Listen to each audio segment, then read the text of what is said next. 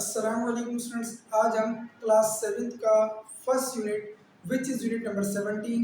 आज हम unit number 17 को स्टार्ट करते हैं। यूनिट नंबर 17 में जो फर्स्ट एक्सरसाइज है 17.1 उसके हम क्वेश्चन नंबर 1 को आज सॉल्व करेंगे। तो स्टार्ट करते हैं बेटा। क्वेश्चन नंबर 1 है right the following sets in tabular form. आपको ये जो सेट गिवन है नीचे इन्हें आपने टेबुलर फॉर्म में कन्वर्ट करना है। सेट की कितनी टाइप्स होती हैं, कौन कौन सी होती हैं, ये मैंने प्रीवियस वीडियो में आपको डिटेल में समझाया था। आज हम नेक्स्ट वीडियो पर बात करेंगे। तो सेट ए हमारे पास है set of all integers between -3 and 3। आपने टेबुलर फॉर्म में एक सेट बनाना है इंटीजर नंबर का जिसमें -3 और 3 के दरमियान जितने भी इंटीजर नंबर हैं वो हमने यहाँ लिखने हैं। फर्स्ट चीज़ बेटा कि आपको नंबर्स का पता होना चाहिए। जैसे ये इंटीजर नंबर है, इंटीजर नंबर कौन से होते हैं, जब आपको इंटीजर नंबर का पता होगा उसी सूरत में आप इंटीजर नंबर का सेट बना सकते हैं। तो स्टार्ट करते हैं बेटा। सेट ए हमारे पास है इंटीजर नंबर बिटवीन -3 एंड 3। तो इंटीजर नंबर वो होते हैं जो प्लस और माइनस दोनों में आते हैं, जैसे 0, 1, 2, 3, 4, 5 सो ऑन। और लेफ्ट साइड पर -1, -2, -3, -4 एंड सो ऑन। अब हमें जो कंडीशन दी गई है वो ये है -3 और 3 के दरमियान। तो -3 के दरमियान और 3 के दरमियान जो इंटीजर नंबर है हमारे वो है -2, -1, 2, 0, 1 एंड 2। तो हम यहाँ सेट लिखेंगे -2, -1, 0, 1 एंड 2। तो आई होप बच्चों ये आपको क्वेश्चन समझ आया होगा। ये एक्सरसाइज 17.1 क्वेश्चन नंबर 1 का पार्ट 1 था। अब हम मज़ीद क्वेश्चन भी सॉल्व करते हैं। पार्ट नंबर 2 है बेटा b is equal to set of composite numbers less than 11। अब हमने कंपोजिट नंबर लिखने हैं लेकिन 11 से छोटे। तो फर्स्ट में आपको कंपोजिट नंबर बताऊं। कंपोजिट नंबर बेटा वो होते हैं जो अपने टेबल के अलावा दूसरे टेबल में भी आते हैं। तो हमने यहाँ पर टेबुलर फॉर्म में सेट बनाना है कंपोजिट नंबर। जो फर्स्ट कंपोजिट नंबर होता है हमारा वो होता है 4, 4 के बाद 6, 6 के बाद 8, देन 9 और 10। 10 तक अपने क्यों लिखे, क्योंकि हमें कंडीशन दी गई थी कि 11 से छोटे। 4, 6, 8, 9, 10 ये वो नंबर्स हैं जो अपने टेबल के अलावा दूसरे टेबल में भी आते हैं। तो ये कंपोजिट नंबर हो गए। ये पार्ट 2 हो गया बेटा हमारा।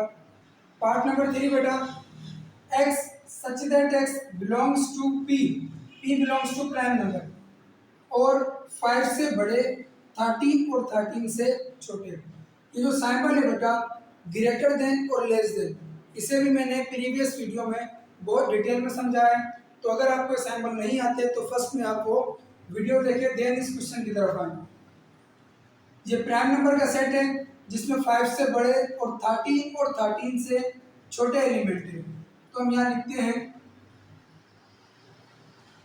5 से बड़ा प्राइम नंबर होता है बेटा 7, 7 के बाद हमारा प्राइम नंबर आता है 11 और 11 के बाद 13।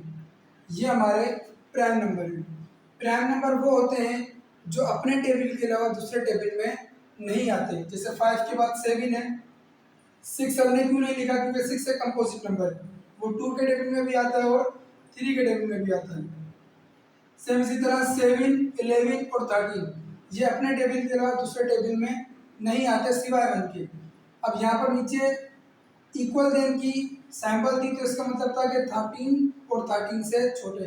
तो हमने यहाँ पर कंपोजिट नंबर का सेट बना दिया। ये हो गया बेटा 3 पार्ट। अब हम मूव ऑन होते हैं अपने नेक्स्ट पार्ट्स की तरफ। पार्ट नंबर 4 और पार्ट नंबर 5। अब बेटा पार्ट नंबर 4 है d is equal to y such that y belongs to O means odd number and 7 से बड़े एलिमेंट और 17 से छोटे। तो यहाँ पहले ओड नंबर की बात करेंगे। ओड नंबर बेटा वो होते हैं जो 2 के टेबल से कम्प्लीटली डिवाइड नहीं होते। तो तो हमने यहाँ टेबुलर फॉर्म में सेट बनाना है। 7 से बड़ा ऑड नंबर है हमारे पास 9, 9 के बाद है 11, 11 के बाद है 13 और 13 के बाद है 15। ये हमारे ऑड नंबर हैं और ये हमारे 7 से बड़े और 17 से छोटे ऑड नंबर हैं। तो ये हमारा आंसर हो गया। अब हमारा second last part which is E is equal to Z such that Z belongs to R real number और Z square is equal to 121। Simple ही है कि एक अपने रियल नंबर लिखना है जिसका अगर हम स्क्वायर करें तो वो बराबर हो 121 के। तो हम यहाँ पर सेट बनाते हैं। अगर बेटा हम यहाँ 11 लिख दें तो क्या हमारा सवाल कंप्लीट हो जाएगा, हमारा आंसर कंप्लीट हो जाएगा? बिल्कुल नहीं, क्योंकि 11 का स्क्वायर तो 121 है, लेकिन -11 का स्क्वायर भी 121 ही है। तो हम यहाँ -1 -11 का स्क्वायर 121 है और 11 का स्क्वायर भी 121 ही है। किस तरह से देखें, अगर हम माइनस के 11 का स्क्वायर लेते हैं तो -11 into -11 is equal to minus minus plus 11, 11 से 121। तो बेटा ये लास्ट पार्ट था, तो बेटा सेकंड लास्ट पार्ट था। तो आई होप ये भी आपको समझ आया होगा। अब हम इसके लास्ट पार्ट की तरफ चलते हैं।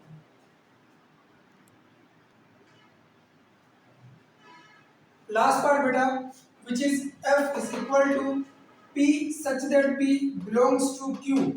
Q means rational number, Q means होता है बेटा रेशनल और Q डैश मीन होता है इरेशनल।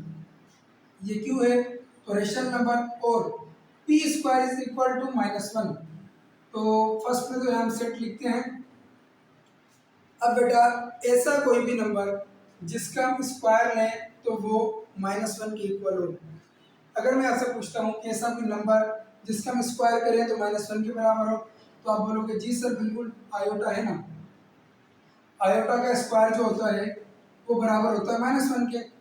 लेकिन यहाँ कंडीशन देखें, ये लिखा हुआ है क्यू रेशनल नंबर, जबकि अगर हम आयोटा की बात करते हैं तो आयोटा एक इरेशनल नंबर है। ऐसा नंबर जो दुनिया में एग्जिस्ट ही नहीं करता, ये सिर्फ ख्यालों में है। आयोटा हमारा एक इमेजिनरी नंबर होता है, लेकिन यहाँ बात की है इसमें रेशनल नंबर की। जो हमारा इमेजिनरी नंबर है आयोटा, ये हमारा इरेशनल होता है। तो हम यहाँ आयोटा नहीं लिख सकते। इसका आंसर बेटा ये होगा कि ऐसा कोई भी नंबर नहीं है जिसका अगर हम स्क्वायर करें तो वो इक्वल हो -1 के। तो बेटा ये था हमारा 17.1 का क्वेश्चन नंबर 1। आई होप आपको ये अच्छे से क्लियर हुआ होगा। इंशाल्लाह मिलते हैं नेक्स्ट वीडियो में, जब तक के लिए अल्लाह हाफ़िज़।